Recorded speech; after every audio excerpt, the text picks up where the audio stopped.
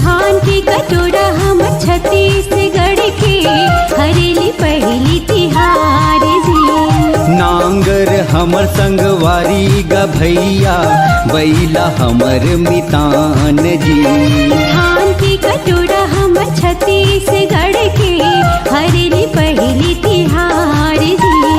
छत्तीसगढ़ महतारी के बेटा कैथे हमला किसान जी।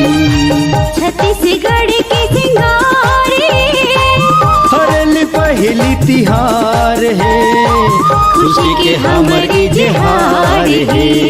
धान के कटोरा हम छत्तीसगढ़ के हरेली पहली तिहार जी। छत्तीसगढ़ महतारी के बेटा कैथे हमला किसान जी।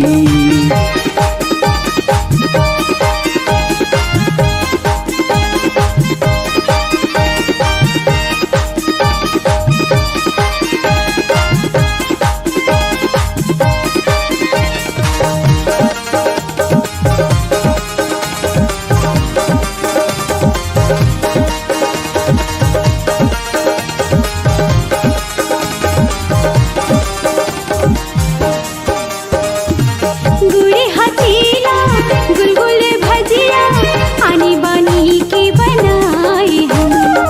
सुख समृद्धि पावन परब है, अपन कुल देवता ला मनाए हन।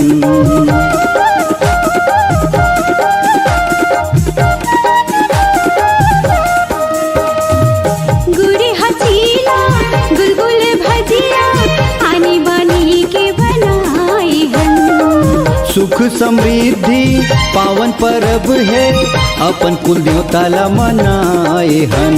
धान की कटोरा हम छत्तीसगढ़ के हरेली पहली तिहार जी। छत्तीसगढ़ महतारी के बेटा कैथे हमला किसान जी।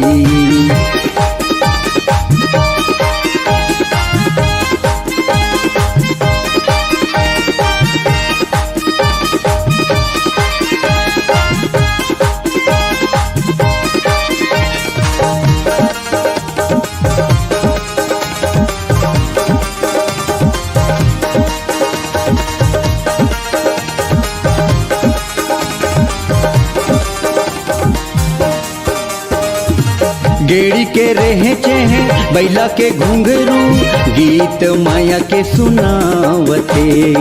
धरती दाई की हरियर अचिरा सोनहा धान लहरावते।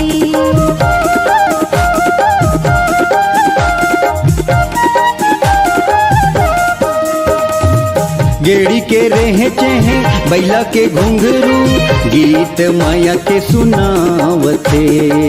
धरती दाई की हरियर अचिरा सोनहा धान लहरावते। धान के कटोरा हम छत्तीसगढ़ के हरेली पहली तिहार जी। नांगर हमर संगवारी ग भैया बैला हमर मितान जी। छत्तीसगढ़ के सिंगार है, हरेली पहली तिहार है, खुशी के हमर इजहार है। धान की कटोरा हम छत्तीसगढ़ के हरेली पहली तिहार जी। छत्तीसगढ़ महतारी के बेटा कैथे हमला किसान जी। धान की कटोरा हम छत्तीसगढ़ के हरेली पहली तिहार जी। छत्तीसगढ़ महतारी के बेटा कैथे हमला किसान जी।